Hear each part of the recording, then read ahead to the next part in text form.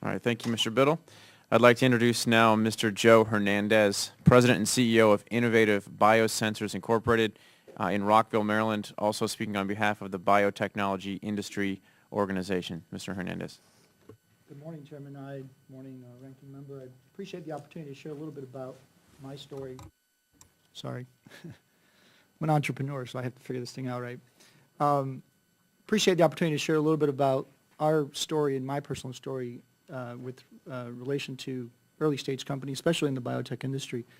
I currently serve as the President and CEO of a local company by the name of Innovative Biosensors, and I'll tell you a little bit about the company in a second, but my history, this is really my third involvement in early stage biotech companies. I was involved early on in a company by the name of Affymetrix in the Silicon Valley area. We developed a revolutionary technology to really put the human genome on a computer chip, and that technology has been used to really explore the nuances and the complexity of the human genome. So we really started that company and funded it through some early government funds.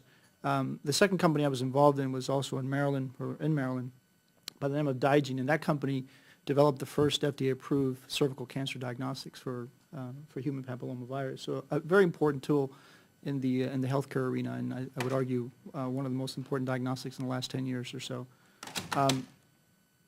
So this is my third company. This particular company is involved in the area of rapid infectious detection. We're a 4-year-old company. We were originally funded by DARPA, started out at the Massachusetts Institute of Technology, published in the journal Science. This is a real vetted technology from a technology perspective. Our technology, we're very proud in the fact that our technology is a truly deployed technology. We are deploying our technology in a very critical infrastructure within the National Capital Region for bioweapons protection. I can't go into any further details on that technology application, obviously, but it is a technology that has its genesis really in the early government programs. We're a 20-person company. We raised about $20 million in venture capital and several rounds of financing. And our personal story is that we received a phase 1 back in 2005 for the development of a rapid prion test for mad cow disease, if you guys are familiar with that disease. Unfortunately, we could not move to a phase 2 program because the venture requirements that currently exist that prohibited us from really moving forward on that development. And unfortunately, we did not move forward on that project. You know, the SBIR program plays a very important role, as Mr. Biddle alluded to.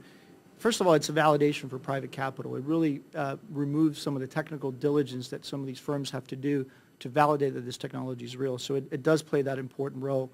It funds projects that are just too risky for private capital, and I think had it not been for the phase 1 SBIR, we probably would have not done the first project. So it really allows us to take on those high-risk projects, and it really is a great tool for innovation. It allows us to be able to really push the envelope of science and technology with capital that I think ultimately, as these technologies move, to benefit society as a whole. So I have a couple of recommendations here as we're suffering through what I call the Grand Canyon in death. The Valley of Death is no longer existent. It's gotten bigger. We have a couple of recommendations. The first thing is that we need to increase the size of these awards. As a company, time is money, and there's a time value of money, so we really need to make sure that these funds are worthwhile in terms of size. We need to reinstate the eligibility of a majority of VC-backed companies. I think that's really important.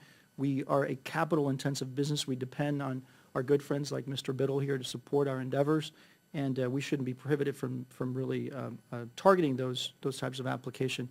I would argue that if you had that aspect reinstated, you would have more competitiveness, and I think you would have better quality SBIR programs by definition. I think the clarity around affiliation rules is really important. Just because we are invested, we're part of a portfolio of 10 companies does not mean we have relationships with any of those companies. It's truly a unique and different investment. We need to maintain agent flexibility. These agencies know what they're doing with regards to what's important in their respective fields, so we need to allow them to do that. And then we need to speed the response. In our business, as I said, time is money. We are capital intensive. We burn lots of money on a monthly basis, and every month that goes by that we don't hear from the SBIR grants, it really costs us a lot of money. So we want to make sure that we expedite the process. So with that, I thank you for the opportunity. I'd be happy to answer any additional questions. And again, Thanks for the opportunity.